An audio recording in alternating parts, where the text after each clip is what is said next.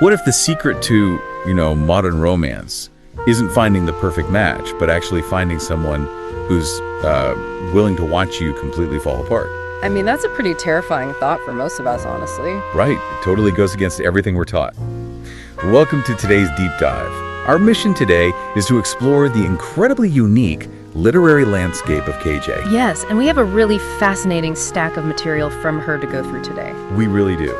So KJ is a data scientist, an environmental storyteller, and an author who is basically fundamentally trying to redefine how we think about modern romance, modern masculinity, and just the healing power of raw storytelling.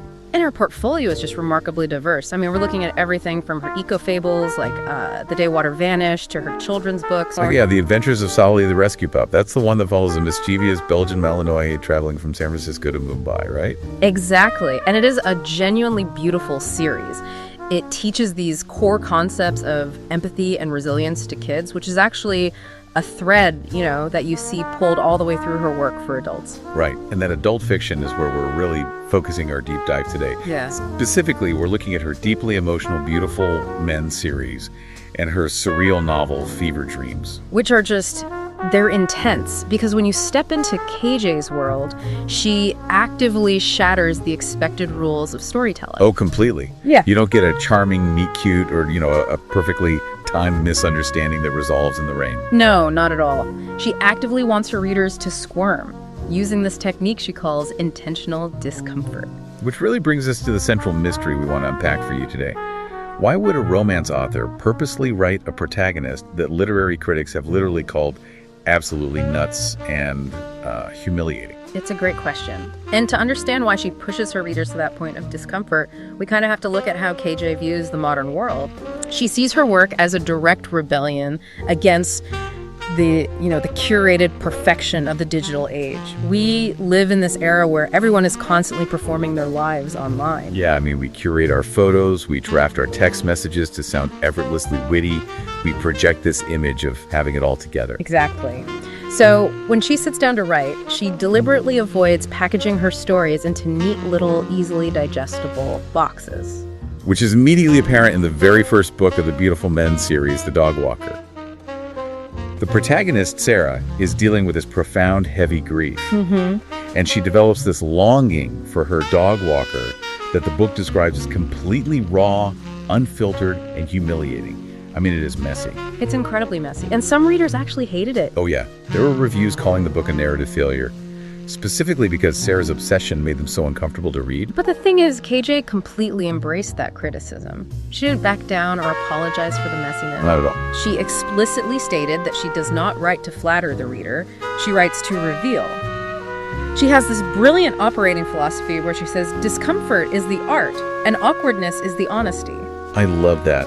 It's essentially the literary equivalent of accidentally opening the front-facing camera on your phone. Oh, that is the perfect way to frame it. Right. You're looking down, the lighting is terrible, you have a double chin, it's completely uncurated.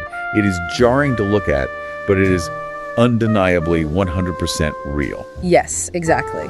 The uncurated self is startling, mostly because we are just so unaccustomed to seeing it in media. Wait, but let me play devil's advocate here. Isn't fiction supposed to be an escape? If my real life is already stressful, and I'm dealing with what her books accurately call existential claustrophobia, why would I want to spend my free time reading about someone else's humiliating messiness? I totally get that. Why not just give the reader happy distraction from all of that? Because a happy distraction doesn't actually cure isolation, right? It just temporarily numbs it. KJ has this piercing critique of what she calls manufactured belonging. Manufactured belonging. Yeah, think about dating apps or social media. They offer this shimmering mirage of connection. We feel like we're part of a community because we are constantly seeing other people's updates. But we aren't really connected. Exactly. We are technologically linked, but fundamentally we are isolated. KJ believes that true intimacy simply cannot exist as a flawless performance. Because if you're performing, you're not really there. Right. If you're performing for your partner, you aren't actually connecting with them. You're just managing their perception of you. Yeah, that makes sense. So her use of discomfort is a highly specific tool, By forcing the reader to cringe at a character's flaws, she is opening a pathway to forging genuine connection through what she calls shared imperfection. Oh, wow. So she's basically weaponizing their embarrassment to force them to be real. By stripping away the polish, she's saying, look at this absolute mess. We're all a mess underneath it all. Precisely. And that requirement for shared imperfection doesn't just change how characters interact with each other, it fundamentally breaks down how they view themselves. Which really comes into play with the men in her books, right? It does. And this is where we see her storytelling get significantly deeper and more complex as she progresses from book to book, particularly in how she handles her male protagonists. Which is such a fascinating evolution. I mean, in The Dog Walker, the male character functions mostly as a quiet, steady presence, providing silent comfort to a grieving woman. Right. But then in the next book, Beautiful Men, the chef, she flips the entire dynamic. The camera turns, and we dive straight into the man's own internal crumbling. Yes. The chef is really a masterclass in deconstructing modern masculinity. We're introduced to Kevin, and on paper, he is the pinnacle of success. Yeah, he's a Michelin-starred chef in San Francisco. He projects total control. But internally, the narrative describes him as wearing the lead apron of depression. He's carrying this incredibly heavy, quiet burden of big city loneliness. That phrase, lead apron of depression, is so heavy. And his counterpart is Tammy. She's an engineer who transitioned into a product manager role in tech. And despite being surrounded by people and constant communication at work, she's just as isolated as he is. But the story really zeroes in on painting masculinity in these very soft, surprising strokes. It really does. Kevin has to take off that literal and figurative lead apron to expose his inner demons. And we find out that his need for control stems from this deep childhood trauma. Oh, the scene with the pie. Yeah, there was a neighborhood bully named Mark who mocked him for his interest in baking. He physically crushed a pie right in Kevin's hand and told him to get a, quote, real hobby. That moment with the crushed pie is so visceral, and it does so much psychological work for the character. It's heartbreaking. It really is. It wasn't just a bully being mean. It planted a deep-seated seed of shame. It taught Kevin at a young age that his authentic self, his gentle interests, weren't acceptable. So he just hid them. Right. He built this impenetrable armor of professional culinary excellence.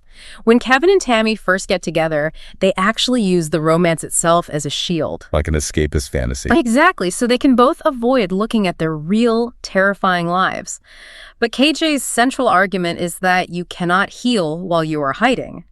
Healing requires confronting that darkness head on. But, this completely goes against the grain of typical romance tropes. We are so heavily conditioned to expect the strong, silent type. Oh, absolutely. The guy who swoops in, has all the emotional answers, never wavers, and saves the day. But Kevin is actively falling apart.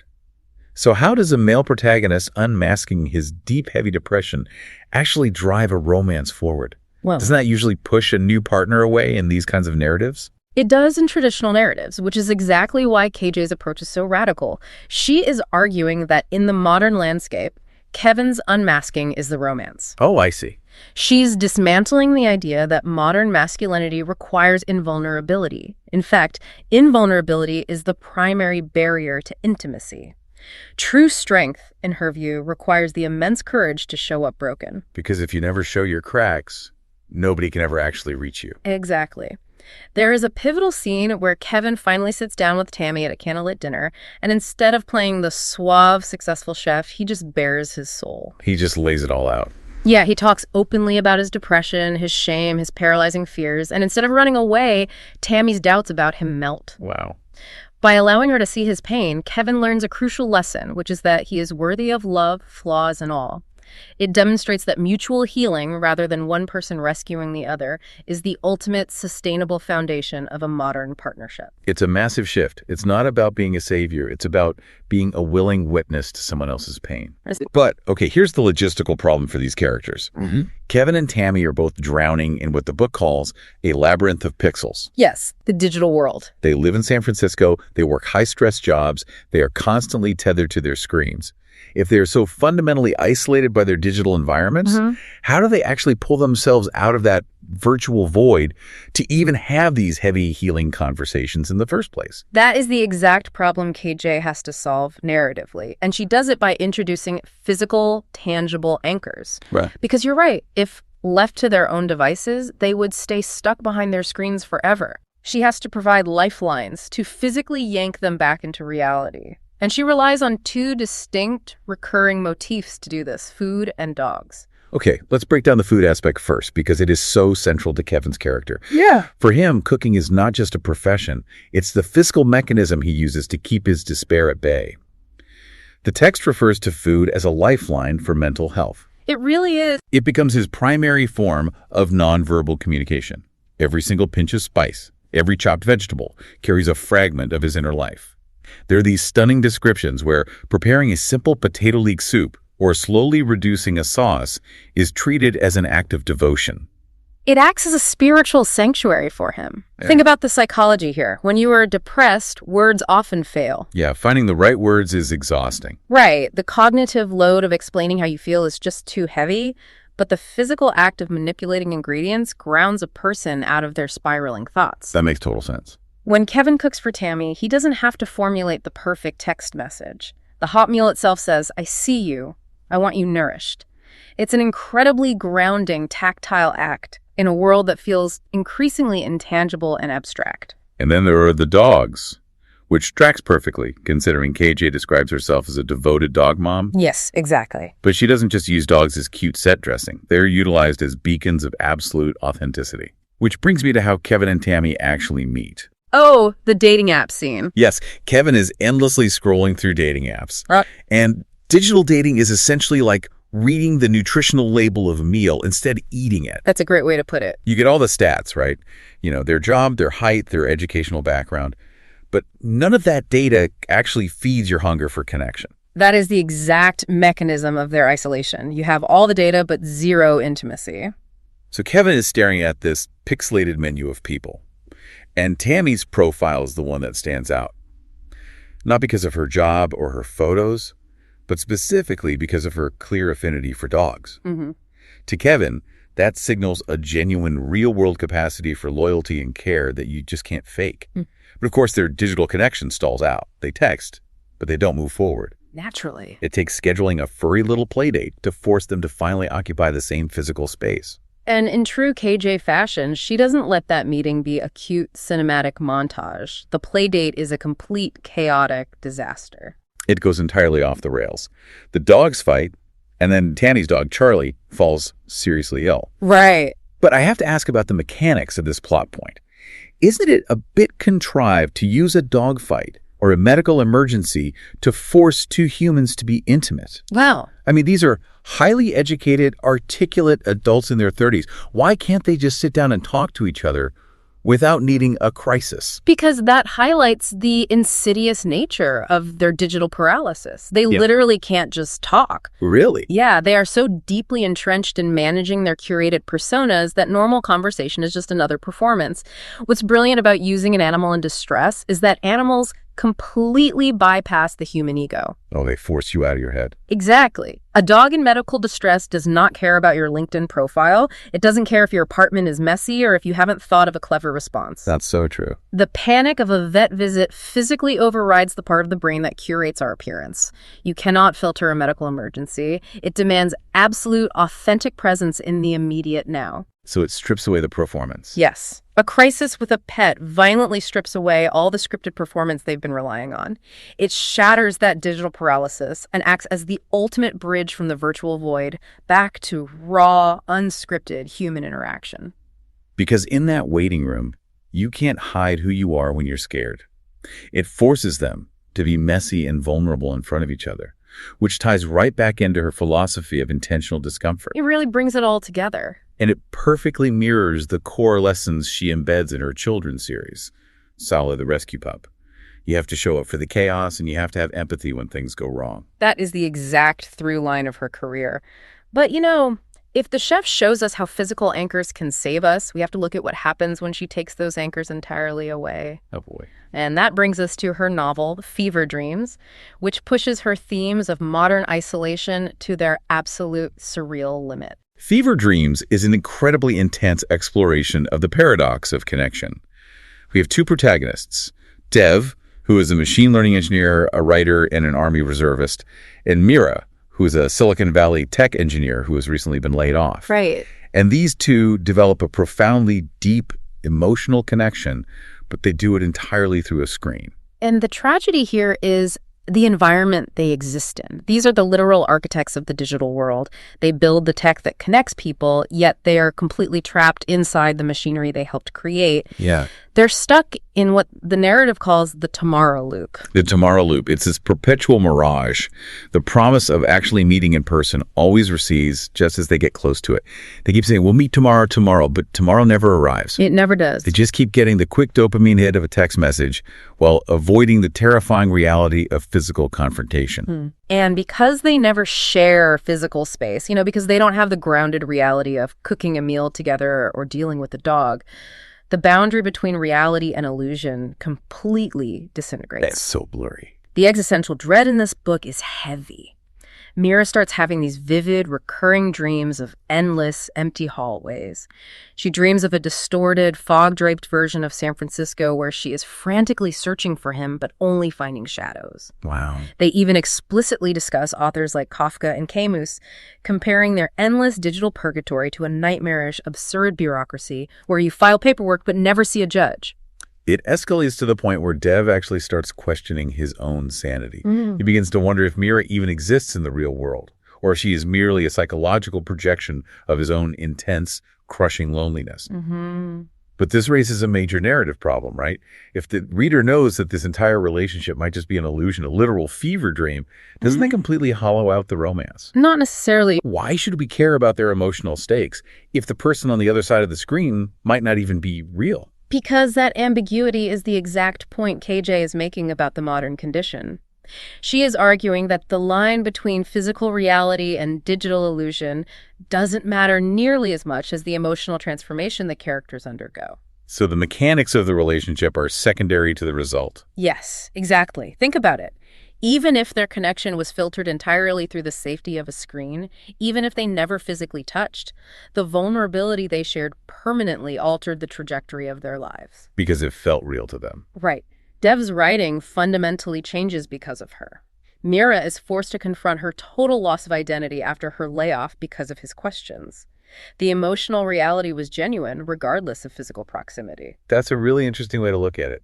By leaving it ambiguous, she forces the reader to hold a mirror up to their own digital interactions and ask a deeply uncomfortable question. Is your online self an accurate reflection of your true identity? Or is it just another carefully constructed mask that distances you from who you really are? Which brings us full circle. Let's trace the entire journey we've taken through KJ's philosophy today. Yeah. We started with her outright rebellion against the polished fairy tale. Yeah. She uses intentional discomfort to make us squirm, forcing us to look at the raw, humiliating edges of grief and longing in the dog walker to shatter the facade of the perfect romance. Then we explored how she uses that shared imperfection to completely reframe modern masculinity. Right, with Kevin. Exactly. With Kevin and the chef, she strips away the armor of the strong, silent type to prove that true strength and true intimacy requires a man to have the immense courage to unmask his depression and show up broken. And finally, we unpack the paradox of our digital labyrinth. We saw how we can be starving for connection while staring endlessly at the menu of our screens. We need those tangible physical lifelines, the silent devotion of cooking a meal or the ego-shattering chaos of a sick animal to tether us back to reality. And as we saw in Fever Dreams, without those anchors, we risk losing ourselves entirely in the fog of our own curated illusions. You know, in a society that exerts constant crushing pressure on you to curate a flawless online profile, to perform perfectly at your job, and to never show weakness in your relationships, KJ's writing serves as a massive pattern interrupt. It really does. It is a powerful reminder that true intimacy is not a performance. Yeah. It's about having the courage to show up, as she beautifully writes, hungry, imperfect, and willing to be fed. Hungry, imperfect, and willing to be fed. So, we want to leave you with a final thought to mull over after this deep dive ends. Yes. The next time you feel that sharp cringe of awkwardness or that terrifying spike of vulnerability in a conversation, whether you're messaging someone online or sitting across from them at a coffee shop, what if you didn't swipe away? What if you didn't instinctively hide behind a witty joke or a digital filter? What if accidentally opening that uncurated front-facing camera on your life, what if leaning directly into that exact moment of intense discomfort is the only real doorway to the authentic connection you've been starving for? It is definitely a question worth asking yourself. Thanks for diving in with us.